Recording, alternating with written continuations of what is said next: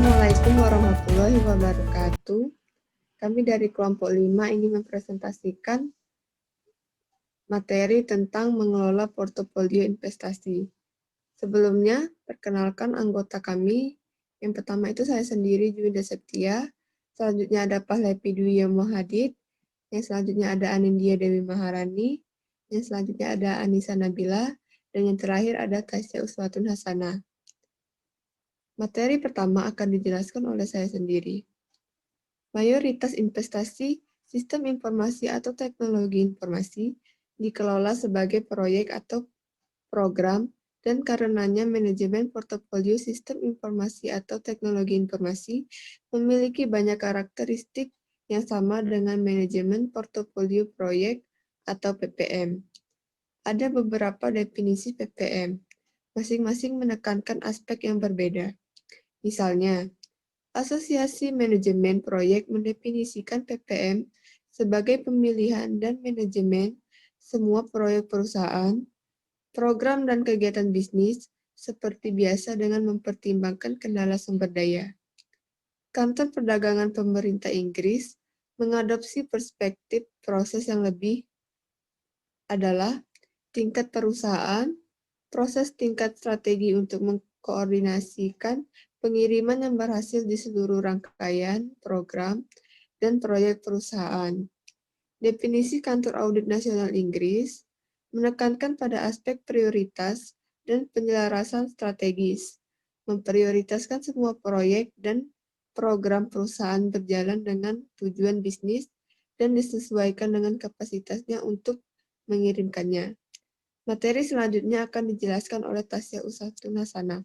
Kepada Tasya, saya persilakan.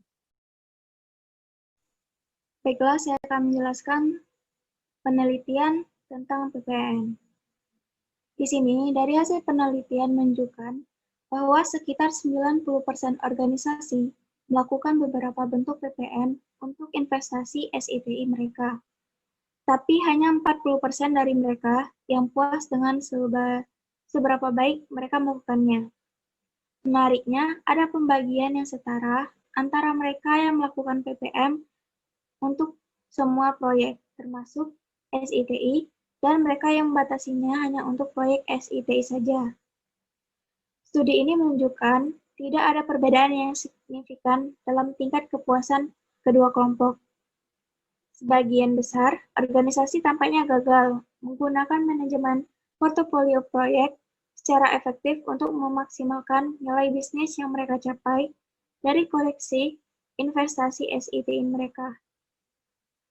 Hal ini konsisten dengan temuan dari studi lain dalam hal mengapa organisasi mengadopsi PPM. Dalam pendekatan 5 organisasi terhadap PPM menunjukkan bahwa krisis keuangan meningkatkan pentingnya SITI PPM. Penekanan yang lebih besar diberikan pada pengaitan investasi secara eksplisit dengan strategi bisnis dan penggunaan yang lebih efektif. Dari dana yang berkurang dan sumber daya lainnya, seiring dengan meningkatnya ketidakpastian bisnis dan kondisi ekonomi yang memburuk. Penetapan prioritas menjadi semakin sulit dibandingkan dengan waktu yang lebih stabil dan memaksimalkannya.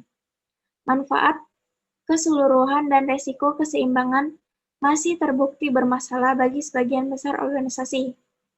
PPM telah lama diakui sebagai komponen integral dari perencanaan strategi SI. Pendekatan PPM memiliki aspek yang sama dengan manajemen portofolio keuangan, seperti menyeimbangkan risiko dan reward. Namun terdapat juga perbedaan yang signifikan yang membuat PPM dan terutama penetapan prioritas sangat menentang, termasuk yang pertama, kendala pada sumber daya tertentu. Yang kedua, kesulitan dan biaya untuk menghentikan proyek yang sedang berjalan karena alasan-alasan yang mencakup peningkatan komitmen.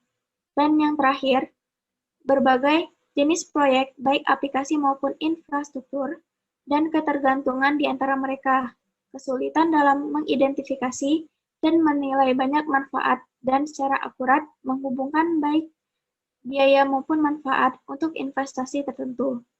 Selanjutnya, materi akan dijelaskan oleh Palivi Dwi Yaumahadid. Baiklah, materi selanjutnya adalah tentang area-area yang dianggap bermasalah dalam pengelolaan portofolio. Sebuah studi menyatakan bahwasannya ada 3 area yang dianggap bermasalah oleh organisasi dalam mengelola portofolio. Di antaranya, yang pertama adalah jumlah atau rentang berapa banyak proyek yang akan disertakan, dan kriteria apa yang mendasari atau menjadi alasan diambilnya keputusan mengenai jumlah proyek tersebut. Maksudnya di sini adalah jumlah proyek yang diambil haruslah optimal. Jika terlalu banyak proyek diambil, dapat menyebabkan portofolio menjadi tidak bisa dikelola. Hal ini dikarenakan proyek yang diambil atau disertakan tidak sebanding dengan kapasitas kemampuan organisasi tersebut, terutama dalam hal ketersediaan sumber dayanya. Sedangkan, jika terlalu sedikit proyek yang akan disertakan, maka akan membuat putusan yang menyebabkan sumber daya menjadi tidak berarti. Tidak berarti di sini adalah maksudnya sumber daya yang tersedia tidak dapat dimaksimalkan dengan baik oleh organisasi. Sebagian besar organisasi mendasarkan ambang batas inklusi pada nilai finansial, tetapi ini dapat menghasilkan sejumlah besar proyek tepat di bawah batas yang mengurangi ketersediaan sumber daya. Solusi terbaik yang dapat diterapkan oleh organisasi untuk mencegah permasalahan pada area ini adalah dengan mempertimbangkan sumber daya terlebih dahulu, lalu memastikan portofolio mencakup penggunaan setidaknya 80% sumber daya yang akan dialokasikan. Materi selanjutnya akan dijelaskan oleh Anindya Dewi Maharani. Pada Anin, saya persilakan. Problem dalam pengelolaan portofolio selanjutnya adalah apakah organisasi kedepannya akan menyertakan atau menyusun rencana investasi yang baru untuk masa depan atau melanjutkan investasi saat ini yang sedang dijalankan, yang sebelumnya harus dinilai melalui proses otorisasi untuk uji kelayakan. Hal ini benar-benar tergantung pada cakupan perencanaan portofolio dan durasi normal dari proyek. Banyak organisasi mencoba untuk membatasi lama kelangsungan proyek atau setidaknya terdiri dari fase-fase berdurasi 12 sampai dengan 18 bulan dalam rentang perencanaan 2 sampai dengan 3 tahun.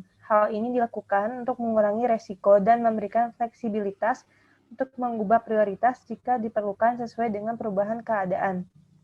Perubahan keadaan itu bisa berupa perubahan jumlah tenaga kerja, perubahan struktural organisasi, perubahan prioritas organisasi, hingga adanya perubahan dari luar seperti dari pasar.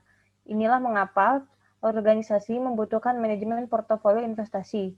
Manajemen portofolio investasi juga dapat menghasilkan fokus jangka pendek, sehingga aktivitas perusahaan menjadi lebih terarah dan tepat sasaran. Manajemen portofolio investasi cocok diimplementasikan saat bisnis dan ekonomi sedang kacau. Untuk materi selanjutnya akan dijelaskan oleh Anissa Nabila. Baiklah, saya akan menjelaskan materi selanjutnya, yaitu portofolio campuran proyek dan program multi-proyek besar dapat menjadi masalah. Maksudnya, terutama jika proyek besar sepenuhnya diotorisasi sebagai investasi tunggal dan secara efektif mendahului proses pembuatan prioritas dengan menyesuaikan sumber daya, maka membuatnya tidak tersedia untuk proyek lain. Hal ini dapat menyebabkan permainan bermain. Maksudnya di sini adalah proyek-proyek diakumulasikan menjadi melekat pada program yang lebih besar untuk mengecualikannya agar tidak dibandingkan dengan yang lain untuk tujuan prioritas. Sekali lagi, untuk menghindari hal ini, beberapa organisasi hanya melihat prioritas dalam hal alokasi sumber daya dalam waktu dekat, seringkali 3 hingga 6 bulan, dan tidak mengalokasikan atau menetapkan sumber daya untuk apapun yang dimulai setelah itu. Ini tentu saja berarti mengatur ulang prioritas pada setidaknya setiap 3-6 bulan. Jadi, bisa disimpulkan secara umum, dari 3 permasalahan tersebut, semakin besar kepercayaan manajer senior dalam strategi bisnis mereka, anggota grup tata kelola, dan kemampuan pengguna bisnis dan profesional TI untuk menyelesaikan proyek dengan sukses. Semakin mudah untuk membuat keputusan prioritas yang dipahami semua orang. Hal ini adalah indikator penting dalam kematangan organisasi tentang bagaimana merencanakan dan mengelola SI atau TI. Sekian penjelasan yang dapat saya sampaikan. Selanjutnya saya kembalikan ke moderator. Baiklah, itu saja hasil dari presentasi kami. Kami akhiri. Wabillahi taufiq wal hidayah. Wassalamualaikum warahmatullahi wabarakatuh.